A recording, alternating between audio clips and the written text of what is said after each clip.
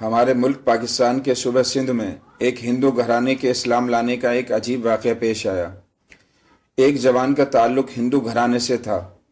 اسے کینسر کا مرض لاحق ہوا۔ ڈاکٹروں نے لا علاج قرار دے کر ہسپتال سے گھر بھیج دیا۔ اس کی عمر 40-42 سال تھی۔ وہ گھر آ کر بڑا اداس اور پریشان رہنے لگا۔ اسے رہ کر یہ خیال آتا کہ میں تو بس چند دنوں کے بعد مر جاؤں گا۔ ایک دن اس کی بیوی اس کے پاس بیٹھی تھی۔ وہ اس کے ساتھ محبت بھری باتیں کر رہا تھا۔ اس دوران وہ کہنے لگی، اب تو میں اور آپ جدا ہو جائیں گے، کیونکہ آپ میری صحت کے بحال ہونے کا کوئی چانس باقی نہیں ہے۔ بیوی نے کہا، اگر آپ میرے ساتھ وعدہ کریں، میں جو بھی کہوں گی آپ میری بات مانیں گے، تو اس شرط پر میں آپ کو ایک چیز پلاتی ہوں، آپ بالکل صحت مند ہو جائیں گے۔ اس نے جواب دیا، جب ہسپتال میں میرے علاج کے لیے دوائیاں نہیں ہیں تو آپ کے پاس کون سی چیز آ گئی ہے؟ وہ کہنے لگی کہ آپ کو مجھ سے محبت ہے؟ اس نے کہا، جی ہاں، بہت محبت ہے۔ بیوی نے کہا، اگر آپ کو مجھ سے واقعی محبت ہے تو پھر وعدہ کریں، آپ بالکل ٹھیک ہو جائیں گے، پھر ہم اکٹھے لمبی زندگی گزاریں گے۔ بس آپ وعدہ کریں کہ جو بات میں کہوں گی آپ ضرور مانیں گے۔ اس نے کہا، میں تو آپ کی باتیں ویسے ہی مانتا ہوں۔ پہلے زمانے میں تو جانور کو رسی ڈال کر پیچھے لے کر چلتے تھے، لیکن آج کل کے نوجوان ایسے سدھائے ہوئے ہیں کہ ویسے ہی پیچھے چل رہے ہوتے ہیں۔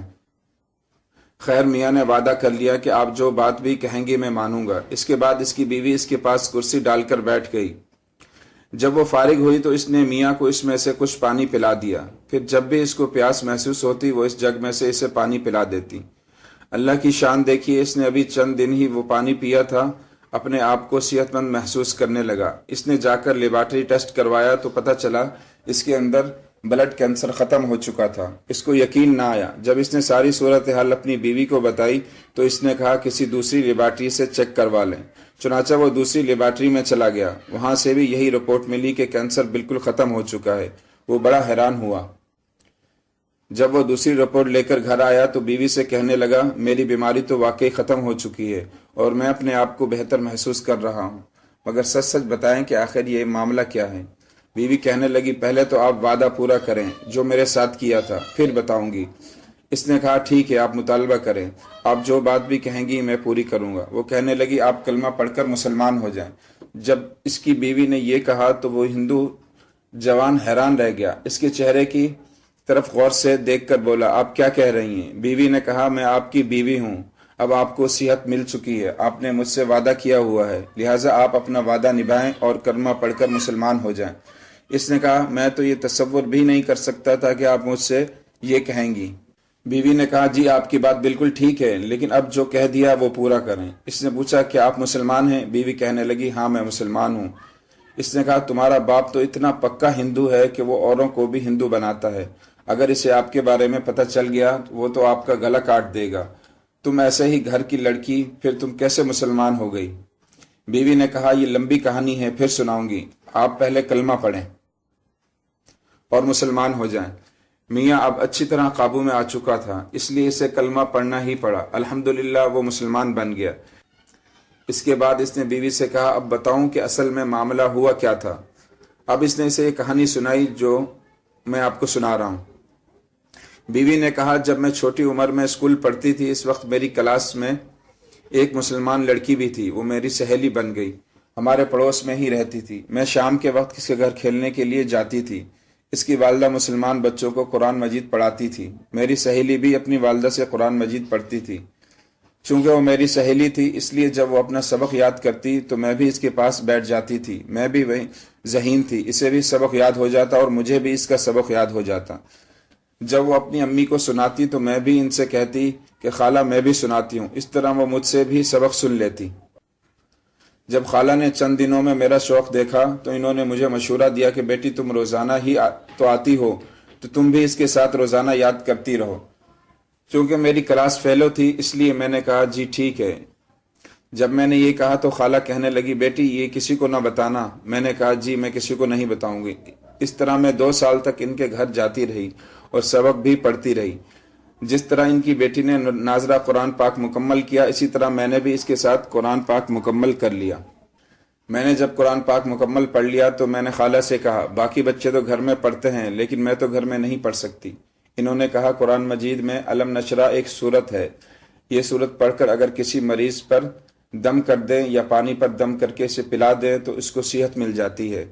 یہ عمل مجھے کسی بزرگ نے بتایا تھا، اب یہی عمل میں آپ کو بتا رہی ہوں، اسے یاد رکھنا، یہ کبھی نہ کبھی تیرے کام آئے گا۔ وہ مجھے اس قسم کی باتیں سناتی رہی۔ جب میں جوان ہوئی، میری شادی ہونے لگی تو چند دن پہلے میں ان کے پاس گئی اور ان کے پاس بیٹھ کر بہت روئی۔ میں نے کہا خالہ، آپ کی بیٹی میری سہیلی تھی، اس وجہ سے میں آپ کے گھر میں آیا کرتی تھی، اسی بہانے سے میں نے قرآن پاک بھی پڑھ لیا تھا اور آپ نے مجھے کلمہ بھی پڑھا دیا تھا۔ اندر سے تو میں مسلمان ہو چکی تھی، لیکن اب جہاں میری شادی ہو رہی ہے وہاں تو میں نہ اپنے ایمان کا اظہار کر سکتی ہوں، نہ ہی میرے پاس قرآن مجید ہوگا، وہاں میرا کیا بنے گا؟ خالہ نے کہا بیٹی تم پریشان نہ ہونا، میں کسی نہ کسی طرح تمہارے ساتھ جہیز میں قرآن مجید بھیج دوں گی۔ میں نے کہا یہ تو بہت ہی عجیب بات ہے۔ چنانچہ خالہ نے میری والدہ کو پیغام بھجوایا کہ آپ کی بیٹی میری بیٹی کی سہیلی ہے، میری بیٹی اسے ہدیے کے طور پر جہیز کے کچھ کپڑے دینا چاہتی ہے، اگر اجازت ہو تو میں بھی کپڑے بنوا دوں۔